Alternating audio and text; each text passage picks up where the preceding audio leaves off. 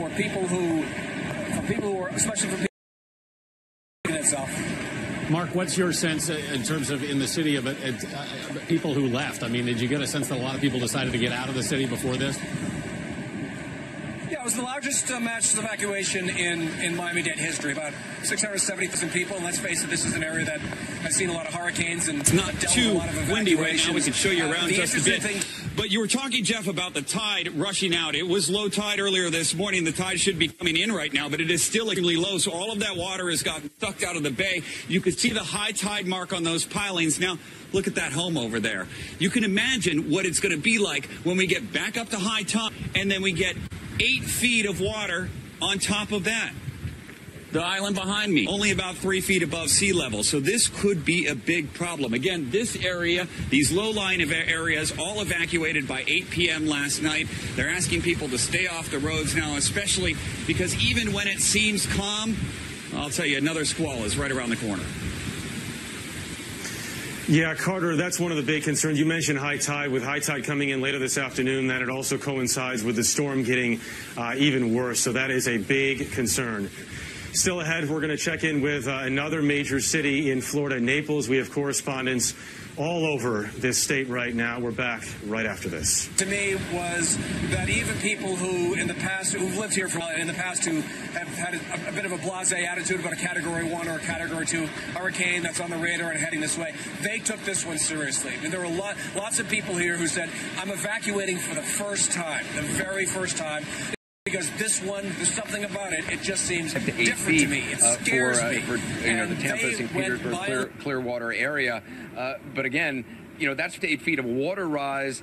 Then depending on these winds, and we're talking hurricane force winds, you're going to have waves on top of that water. So it's not just, 5 feet of water, 8 feet of water. Maybe it doesn't sound so bad to people.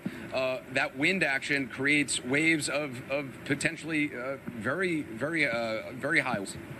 And then you figure the tides. If it's at high tide, that all the more inland as far as they adds could. to the complication. Now, a lot of them, frankly, and especially if they left 72 hours ago, we're heading up towards Naples, Tampa, what turned out to be the wrong direction. There are a number of evacuees from Miami who, instead of leaving the hurricane, will now drive right into the heart of Irma's path. And that's going to be another issue, is that not only the folks in Tampa Bay, who by and large were not nearly as prepared for this because they did not have the kind of storm warning, literal storm warning that South Florida had. Now you also have some folks from South Florida who had the storm warning, who went up I-75 all the way to Tampa Bay, and they now are in the path of this storm too. It really is an awful combination of circumstances all the way around. All right, Mark's in Miami, where, as he said, they are now feeling, they felt gusts already up to 90 miles an hour. Be careful out there, Mark. We want to bring in Eric Fish. Exactly. We just got the latest update at the top of the 8 o'clock hour. Covered up the whole state of Florida. Already you got 750,000 people in the Miami area without power. As the storm moves north over the entire state, you can imagine the amount of power outage. And that is the slow grind, the slow slog in the aftermath of the hurricane in the humid heat. That makes it very difficult to recover. Yeah, in an area like Tampa, there may still be time to get to some local shelters. But again, the clock is ticking. That window is closing very, very fast. Let's say Authority Center Nelson will continue to talk to you in the days ahead. We want to take a short in our coverage of Hurricane Irma continues.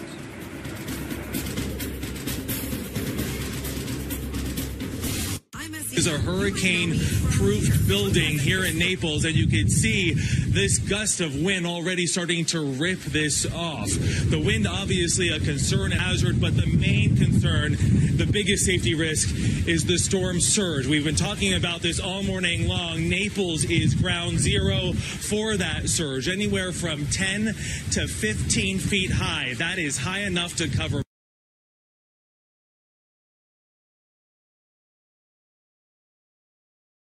We are starting to see that center of oscillation. It's about to make landfall over the Florida Keys. The biggest change in this latest advisory that we are seeing is it's losing some of that westward last night. People who said they were going to hunker down and ride out this storm at home really started to panic. And then that's when private shelters really came into play. This location is actually a country club. It is open for the members and also for the public. And about 500 people are now inside riding out this storm as it continues to pick up in intensity. They're there right now, actually, as they're watching what we are watching, and this storm really picking up in its brutality. My heart, though, has really got to go out to the people that are on the barrier islands, because that's where I think this story is really going to unfold in the next few hours. We're talking about Marco Island, Captiva. Those are places, really slivers of sand with high rises on them and low rises. I spoke to one person yesterday who was riding out this storm with his family there, even though that was under a mandatory evacuation.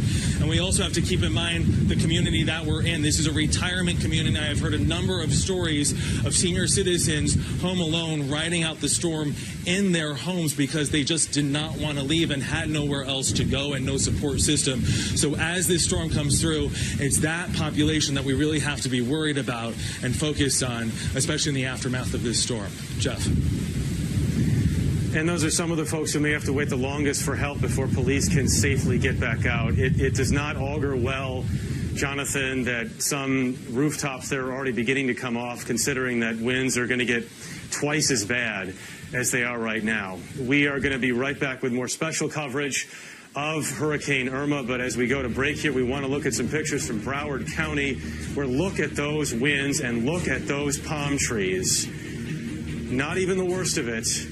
More on Hurricane Irma after this. 30, 40 miles away from here, Carter Evans is there. They are also a big threat today. Carter? Here we go. Jeff, let me show you right here. This is a common sight all around Sarasota, these roadblocks right now. This is the bridge over to Bay Isle and Siesta Key right now. These places were evacuated as of 8 p.m. yesterday. Nobody is supposed to be there, and for good reasons. You look out to the right here. This is Sarasota Bay. You can see the white caps on the water. It is quite tropic, quite rough right now. We're going to walk down here a little bit. We're kind of in between squalls, so it's not too windy right now. We could show you around just a bit. But you were talking, Jeff, about the tide rushing out. It was low tide earlier this morning. The tide should be coming in right now, but it is still extremely low, so all of that water has gotten sucked out of the bay. You can see the high tide mark on those pilings. Now, look at that home over there. You can imagine what it's going to be like when we get back up to high tide, and then we get 8 feet of water on top of that. The island behind me, only about 3 feet above sea level. So this could be a big problem. Again, this area, these low-lying areas, all evacuated by 8 p.m. last night. They're asking people to stay off the roads now, especially because even when it seems calm, I'll tell you, another squall is right around the corner. Yeah, Carter, that's one of the big concerns. You mentioned high tide. With high tide coming in later this afternoon, that it also coincides with the storm getting even worse. So that is a big concern. Still ahead, we're going to check in with another major city in Florida, Naples. We have correspondents all over this state right now. We're back from Hurricane Harvey. Now it is preparing for another blast, this one from Irma, and Chris Van Cleve is there. Chris? Jeff, we are seeing the winds really ramp up. We know gusts have gotten to the 60-mile-an-hour range at points, and now we've got a very heavy band of rain coming through. We were watching as the Lee County Sheriff's officers were coming off the streets. They knew when the wind hit about 40 miles an hour, steady rain all the first for hours were going to come off. They no came in a line, situation. and as they were... We are starting to see the water recede here, which is part of the phenomenon of energy movement within a hurricane. That water is going to return, and with it, a lot more as storms surge, which is going to bring energy and trouble. The bad news is we've seen nothing yet. We are hours away from major impact on the West Coast. So let's get to Chad Myers in the Weather Center. And I know this, frankly, because you've been telling me. You told me to look out for the receding water. Yeah. We're seeing it now. It's several feet back of where it's supposed to be, saying that this is just a little hint of what's to come and why the people here need to pay attention for some hours to come. Right, and this happened years ago, many years ago, in Lake Okeechobee when the water blew. The water was on one side of the lake. People went out there to pick up the fish on the bottom of the lake, and then the water came back, and they all were killed. So please do not go into this dry land that Irma is making. The water will come back and come back quickly. Key West, Cudjoe, Summerland, Isla Mirada, worst is over. It's north of you. The surge is still coming. The surge is still, but for the most part, it's over. Miami, it is not over. 3 more hours of now. That's when the eye will be closest to you, all the way up the coast. This now is 2 o'clock in the afternoon. Pouring storms onshore with tornadoes included with those storms. Finally, the storm has moved out of Tampa here across the state, pushed the water out of Tampa Bay. Now here, we're 5 o'clock, pushing the water back into Naples, Fort Myers, all the way up those rivers and estuaries just to the north of the Everglades there. By later on tonight, Orlando, you are in it at least 80 to 90 miles per hour, but the center of circulation is Tampa. That's when you will pick up 115 to 120 with winds in Tampa. As the storm goes by, that's when the surge comes back into Tampa Bay. The surge is all day long along the East Coast here, because now we're at 2 o'clock in the morning. And the surge and the wind doesn't change. We will still see water into St. John's. We'll see water into Savannah. We'll see water into Charleston. And we'll see water all the way up, possibly even to the north of there into Myrtle. There's the new track for 11 o'clock, 5 miles to the east of the old track. It's really an insignificant change, but it's a Category 3 and still significant surge damage. And John, I'm tossing to you now. You can't see this graphic. Here's what happened to that crane. We just had a wind gust at Miami International 115. It goes up with height, and that's why that crane failed, John. Yeah, you know, Chad, you warned us stability, particularly at those higher elevations in those high-rise buildings. Now we do have that crane, which the city is now calling a crane collapse. We are also getting new pictures, Chad. Brickell Ave here in downtown Miami. I cannot see the pictures. I can't see much of anything, frankly, where I'm standing right now with the rain in my face. Maybe you can tell us what we're looking at and what's happened there.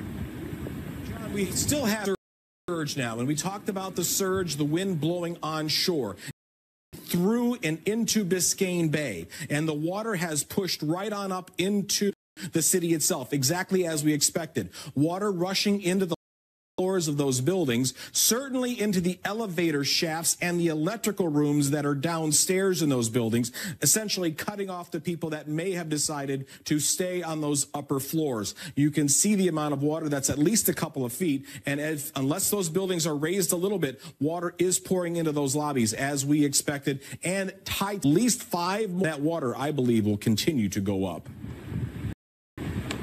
Yeah, Chad, we are seeing a little of that even here right now. The water behind me, you can see that dock going out to those jet skis and the water lapping over that dock. That dock you can see. What you can't see is there are 3 docks completely underwater right now, under about a foot of water here where we're standing. Miami expecting 3 to 6 feet of storm surge. If it reaches the 6-foot level, it would be up to my knees about here. We're watching it very we are going to be very careful here in Miami. Now, out there is Miami Beach, much lower in elevation than even where I am right now, in a serious concern as well for storm surge. It's also where Kyung La has been getting pounded all morning. Before we go out to her, Chad, I want to go back to you in the Weather Center. Chad?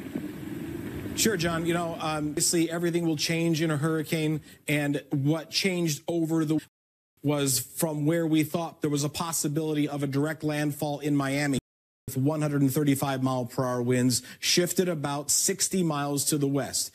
And you're going to say, wow, what a big shift. But you know what? The Hurricane Center always had the West Coast involved in this storm. It was never out of the cone. And the models did a true job 5 days in advance, and they missed it by 60 or 70 miles. You know, I would love that for a snowstorm in the winter, that we could plan it 5 days in advance. So the models are getting better. The European model did a little, but you see the water on that live shot there on the right. You can see the water pouring into downtown Miami because of the wind direction still pouring through. There are cuts here. There are cuts along, and I just with my son for spring break went to this really beautiful sanctuary down here in Key Biscayne. And you need to go there as soon as they clean everything up, because there's a lot of surge going on there right now. Water is pouring into Key Biscayne, going up the intercoastal, and that intercoastal will be the area that may push more water up into Fort Lauderdale, where surge is typically not a problem because the barrier island is pretty solid. But it's the in the island, it's the cuts in those barrier islands 7-foot surge, but the water is going through Vaca Cut in Marathon at a rate no one has ever seen. Now, this surge that's down here may be taking some of those bridges and making those supports weak. So you're not going to get back to the Keys anytime. It's not over even after the eye goes by. John? All right, Chad Myers, thanks so much. I just want to reiterate a point that Chad made. Tampa, the west coast of Florida, which hasn't seen the worst of it, and yet the worst of it, always in the cone. Always in the forecast cone that Chad has been talking around right now, which may not get it as bad as it could have. Still bad enough that people who were told it really needed to, just because of the storm surge we are seeing now in parts of the downtown area. As I was saying before, out there somewhere beyond the rain and the clouds is Miami Beach, more low-lying than where I'm standing right now, and the winds have been gusting even harder than where I'm standing right now, and that is where Kyung La has been standing in the face of wind, braving the wind for hours now. Kyung? Well, John, it feels like hours, and it has been pelting us throughout. And we've continued to see the rain and the wind and the force of all of this pick up. It certainly has picked up in the last hour or so since I was out here. I want you to look at that street sign. It's just spinning.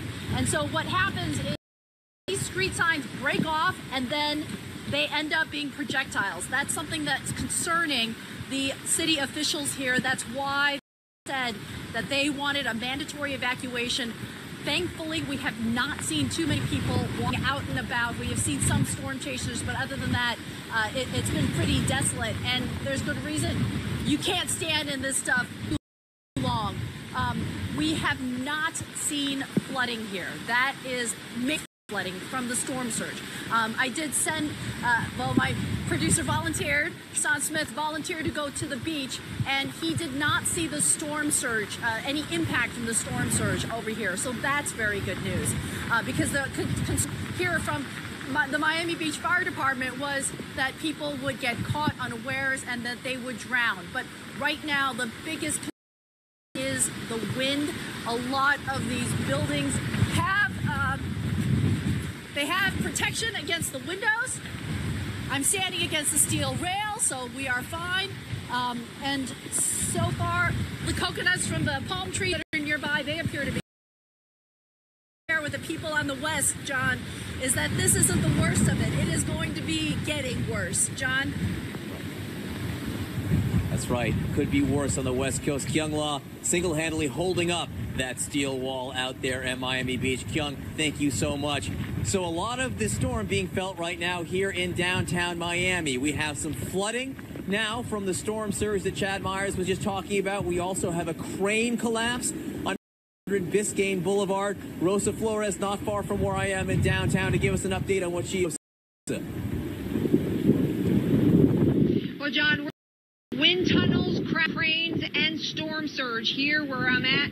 Now, take a look around me. Every now and then you will see that was removed. As we pan over, we see one of these cranes. Now, we know there are between 20 and 25 cranes that the skyline. These two have survived. We, of course, have confirmed that another crane further north did crack. That one snapped. And then we are about to move our position, John, to be able to show you some of water that is coming in from the ocean, that storm surge. I'm about 3 blocks from the water. We're about to move our position to be able to show you how some of that water is coming in. Storm surge, of course, extremely dangerous. This is the ocean coming inland. Now, the scary part is we have seen some people try to walk in that water. People that are walking their dogs are trying to run this weather. Not advised, John, not advised because of how dangerous it is, not only because of the wind, but because of projectiles and now storm surge. John? All right, Rosa Flores in downtown Miami, checking out the storm surge for us shortly. Rosa, thanks so much.